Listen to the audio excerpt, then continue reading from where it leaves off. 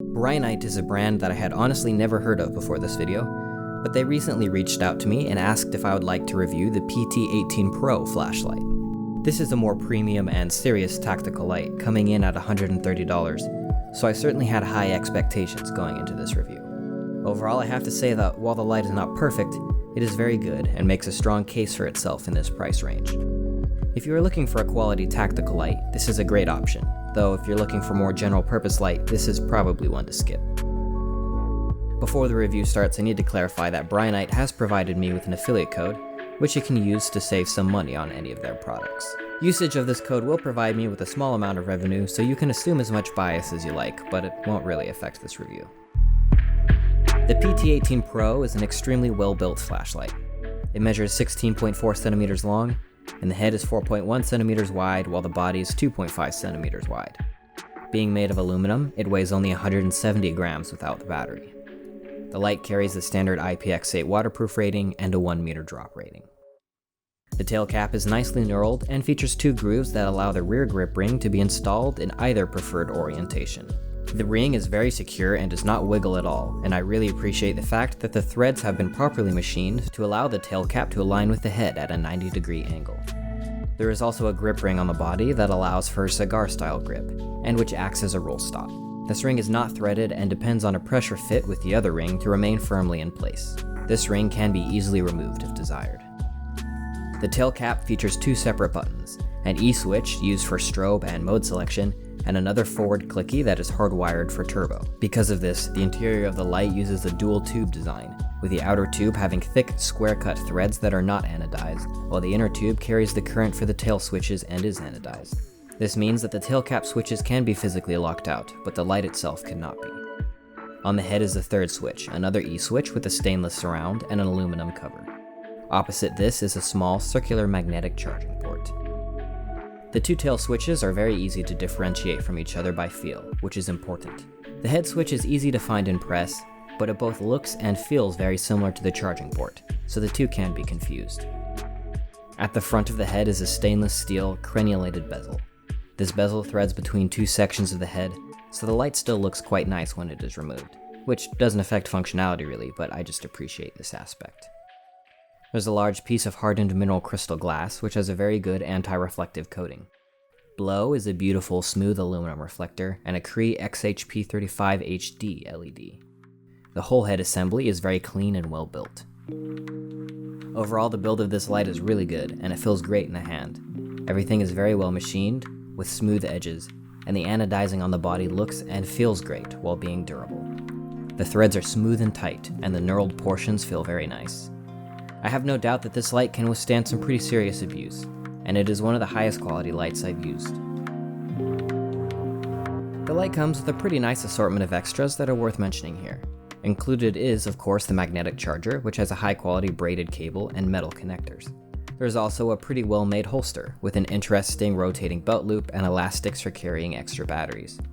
The light is available with either 1 or 2 3100 mAh protected 18650 cells in the box. It also includes a rather nice lanyard. In my opinion, the interface is one of the most critical components of any flashlight, and is especially important in a light designed for tactical use.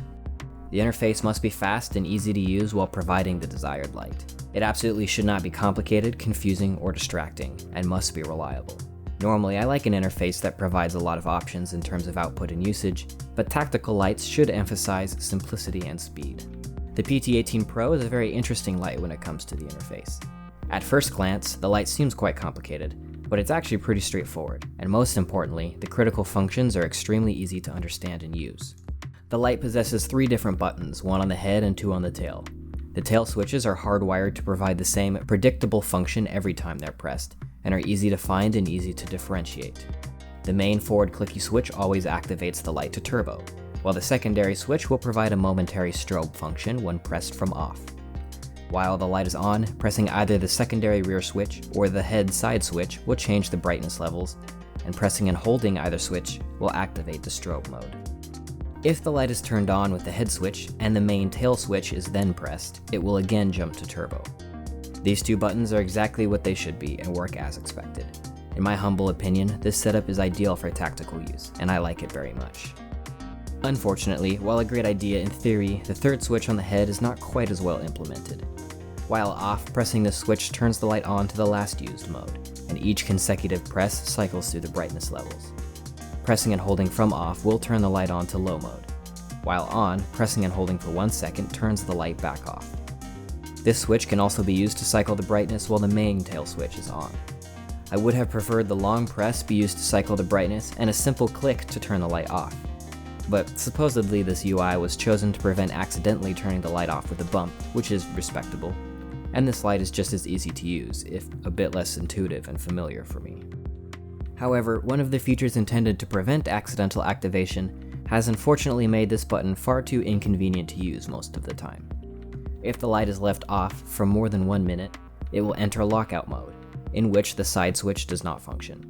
A quick triple tap will exit lockout, after which the light will blink twice and turn off, and another press is required to turn the light on. I found this just too fiddly, and it takes much too long for the light to exit lockout and actually be usable for my liking. I really think Brinyte was onto something here with this interface, and the tail switch implementation is perfect. However, I think the side switch implementation is flawed, and this is definitely a big gripe I have with the light. If only there was an option to deactivate the auto lockout function, I would appreciate this light that much more. The side switch on the head does possess a small LED that indicates the battery status, both when the light is locked out and when it is charging. I always appreciate a locator LED on flashlights, so while the lockout is annoying, I do appreciate the side switch indicator. The good news is that the charging function works extremely well. The magnetic charger attaches easily and immediately begins charging the light with no issues, and it's just super convenient. On one hand, I don't like proprietary chargers, but on the other, I do like magnetic systems for their simplicity and the durability of the connector, so overall I like this system. As a final note, when connected to the charger, the light will actually work without a battery installed, which is very cool. Given the larger reflector, this flashlight has an intense, throwy beam that remains well balanced, with lots of useful spill. This is, in my opinion, a fantastic beam profile, and is one of this light's biggest selling points. I measured it at 41,750 candela, which will provide 409 meters of throw. The hotspot is intense and nicely defined, with a wide, soft corona that has a sharp edge, and the spill is wide enough to provide good area lighting.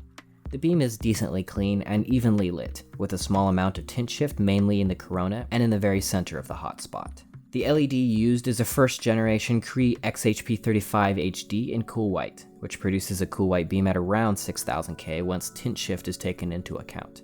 Brinyte doesn't state the exact temperature they're using, but I assume it's a 6500K emitter.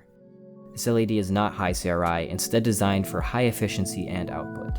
Personally, I do prefer a high CRI LED with the warmer color, but I do believe that tactical style lights benefit more from a higher output, and most people prefer cooler temperatures anyway, so I think the emitter was well chosen, particularly for the output it provides. However, the XHP35HD is not well known for its color, in that it tends to exhibit strong tint shift and some ringing, so do be aware of this. This flashlight is very bright on its turbo output, producing an impressive 2000 lumens for around a minute before stepping down to 1500 lumens. This will run for another minute or so before the level drops to a respectable 620 lumens. This step down is purely timed, so unfortunately there is no intelligent temperature control here, which is a shame in the light of this price. On the upside though, this does mean you can reobtain the maximum level after stepping down by simply turning the light down and back up again. The lower modes are well balanced, and every mode is well regulated throughout their run times. Heat management is also pretty good. The head of the light is large enough that it doesn't get too hot while in usage. There is no ultra low here, which may be disappointing to some, but it's important that such a mode doesn't get in the way while using a tactical light, and I don't really think it has a place here. There is no visible PWM that I could find. This is a fairly expensive light, coming in with an MSRP of $130, though one should take into account the variety of accessories that come with it. Still, at that price, I expect a very good flashlight with great build quality and performance. I would say that the Brinyte PT18Pro does fulfill those criteria, and there is no doubt that this is a high quality light. However, the auto lockout feature alone is an issue for me, and I hesitate to recommend this light because of it. Honestly, the PT18Pro is not a super competitive light, simply because of its price tag. I would say that it earns that price with premium build quality, features, and accessories, but it's not a shining value proposition like many of the other lights I've reviewed. Granted, it still presents a much better price to performance than lights coming from brands like Surefire, but I don't know if I will be recommending it as often to others. Certainly though, if you can afford this light and it fills a need for you, then I can say it is a very good tool and won't let you down. I will also happily admit that I find this flashlight quite a bit of fun to just play around with. I love this form factor and beam profile, and the output is impressive. If you are interested in this light, I do have a discount code that you can apply to save 10% on your purchase. It should work for this and any other Brinyte product, and I will earn commission off of it, so you'll help support the channel by using it, which is cool. Well, that's it for this video. I hope you found it useful. If you enjoyed it, please feel free to leave a like and subscribe, and if you have any feedback, please leave a comment down below. I can't think of anything else to say, so I'll see you in the next video.